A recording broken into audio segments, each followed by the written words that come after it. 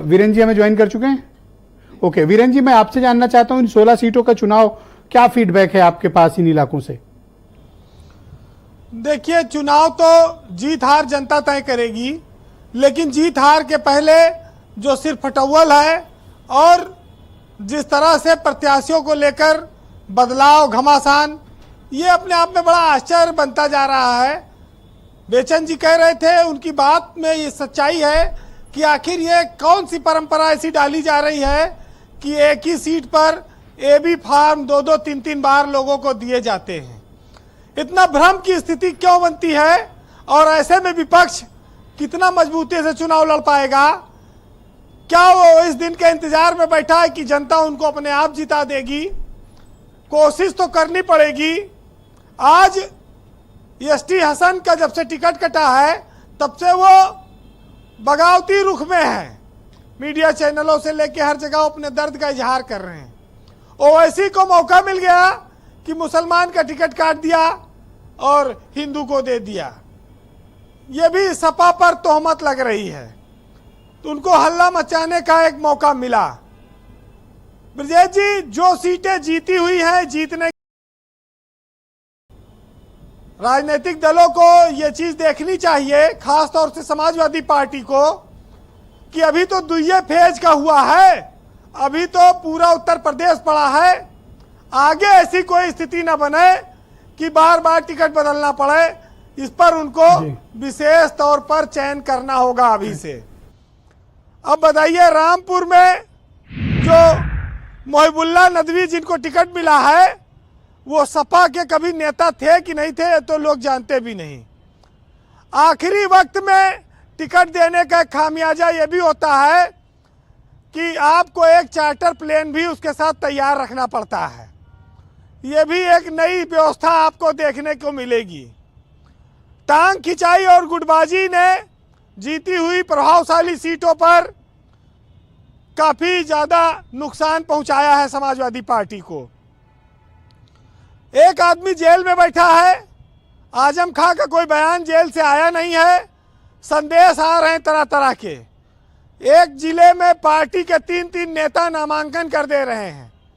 ये बताता है कि भ्रम की स्थिति है और इस भ्रम से पार्टी को ही नुकसान होता है। ब्रजेश जी, अभी नोएडा और मेरठ में भी यह स्थिति बन जाए तो कोई आश्चर्य की बात नहीं है, और वहाँ के लिए भी हमें लगता है कि एक चार्टर प्लेन का अभी से बुक करा लें तो ठीक रहेगा। संडा जी बैठे हैं, वैसे इनको मालूम होगा। आज बीजेपी ने अब तक 9 लोगों के टिकट काट पार्टी का काम करेंगे। बीजेपी में बहुत बड़े बड़े नामों के टिकट कट गए, लेकिन ऐसी कोई स्थिति अभी तक नहीं आई। वरुण गांधी का एक पत्र आज जरूर आया पीलीभीत की जनता के नाम।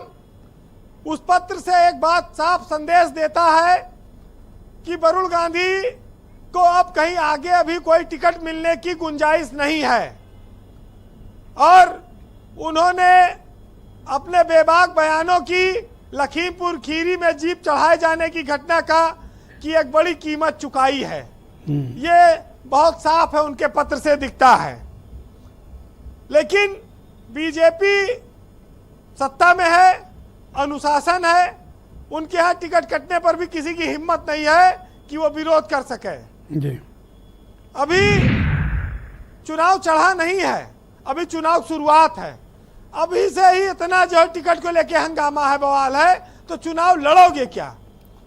ब्रजेश जी, एक बहुत रोचक बात है कि जैसे सेना में अग्निवीर भर्ती होते रहे, उसी प्रकार भारत में राजनीतिक दल भी भर्ती करके टिकट काट दे रहे हैं कि पहले 1 साल 2 पंचवर्षीय हो गया, अब चलो रिटायर हुओ, दूसरा आए।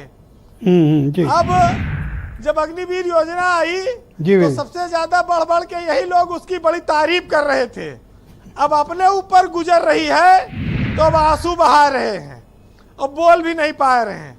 ऐसे कई सांसद हैं, कोई 72 में निपटा, कोई 75 में, और कूद कूद के तब इस जो है कह रहे थे कि बहुत अच्छी योजना है। देखिए, सभी दल के नेता को सत्ता चाहिए, उनको जिताऊ कैंडिडेट चाहिए, और बीजेपी में तो जितना वोट बैंक है और जिसको टिकट दे रहे हैं वो जीतने की स्थिति में है, तो वो बहुत ज्यादा अपने ऐसी इस चीज की परवाह नहीं करते हैं। जी। लेकिन भारत का जो मतदाता है उसने विकास के बजाय हमेशा जातियों को प्रधानता दी, प्रमुखता दी, और यही वजह से राजनीतिक दलों की मजबूरी भी रही कि विकास करने के बाद भी उन्हें जात देखकर टिकट देना पड़ता है। आज इस देश में 97 करोड़ के लगभग मतदाता मतदान करेंगे। जब देश आजाद हुआ था तो 17 करोड़ थी जनसंख्या।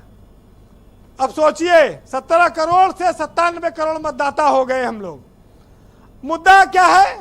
खड़ंजा, सीवर, बेरोजगारी और भूख, गरीबी, मुफ्त का योजना, जो 17 करोड़ के मतदाताओं की समस्या थी वही 97 करोड़ की भी आज है। यह भी एक बड़ा रोचक किस्सा है। तो कोई बदलाव ज्यादा आया नहीं। जिनके टिकट कट गए उनको ये मानना चाहिए कि ये सब किस्मत का खेल है जी। और किस्मत राजा को रंक बना देती है और रंक को राजपाट भी सौंप देती है। यही सीधी सी बात है। किस्मत एक बार सो जाती है तो उठती नहीं, जागती नहीं, और जागती भी है तो करवट ले लेती है। जी वीरेंद्र जी। तो वैसे हाल है नेताओं की किस्मत का। बहरहाल सुनिएगा, इस देश में जो भी राजनीतिक दल जीते, जनता को ज्यादा फर्क नहीं पड़ता है। चुनाव तक रहता है मामला, उसके बाद तो बस यही बात आती है कि दौरे इलेक्शन में कहाँ कोई इंसान नजर आता है, कोई हिंदू, कोई दलित तो कोई मुसलमान नजर आता है, और बीत जाता है जब इलाकों में इलेक्शन का दौर तो हर शख्स रोटी के लिए परेशान नजर आता है। बहुत शुक्रिया वीरेंद्र जी, आपका बहुत बहुत धन्यवाद। ग्राउंड जीरो से अपने इनपुट, फीडबैक और पॉलिटिकल ऑब्जर्वेशंस हम तक